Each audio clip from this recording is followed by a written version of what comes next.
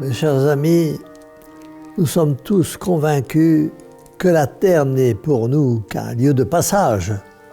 Nous savons que ce monde ressemble à une hôtellerie où le voyageur apparaît un instant et à peine s'est-il montré qu'il a déjà disparu.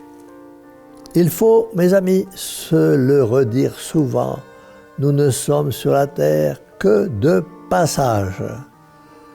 Grâce à Dieu, nous avons la foi et nous savons que le ciel est le terme de nos efforts.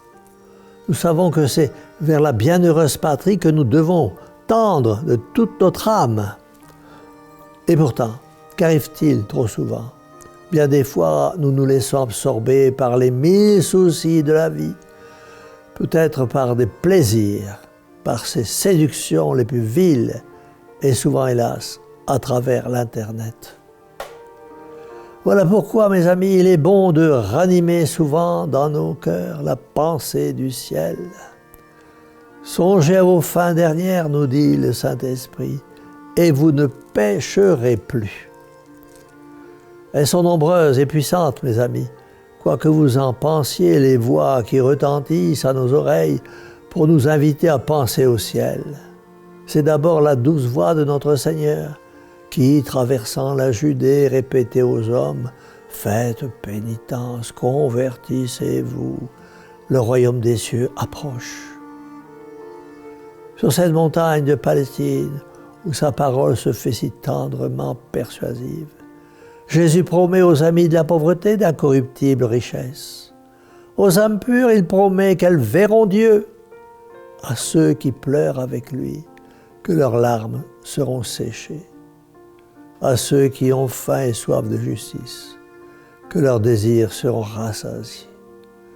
À tous, en un mot, c'est le ciel qu'il annonce, c'est le ciel qu'il promet comme récompense de vertu.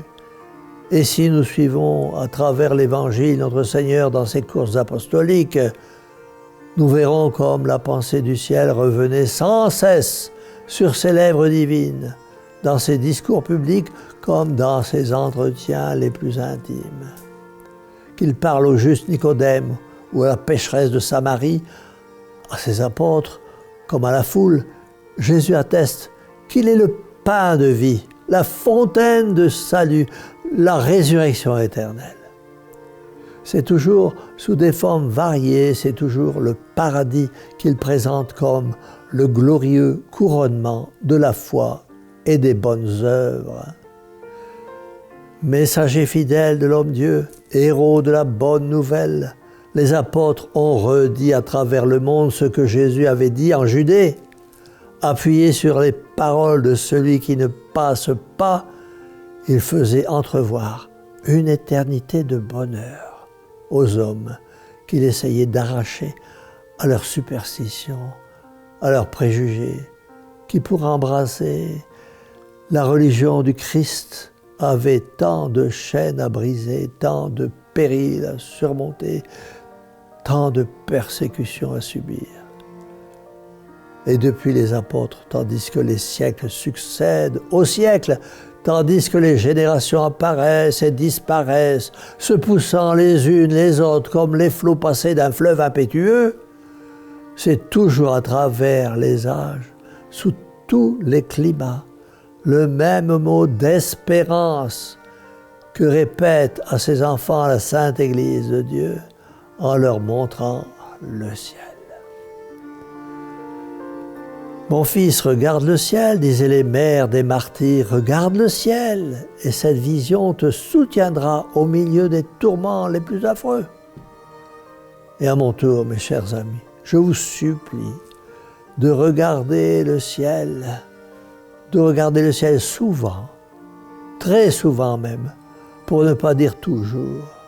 Ainsi, stimulés par la pensée du ciel, de la vie éternelle, vous combattrez généreusement vos défauts, car la terre passe, mais le ciel est éternel, comme nous le redit si souvent la très sainte Vierge Marie, la Reine du ciel.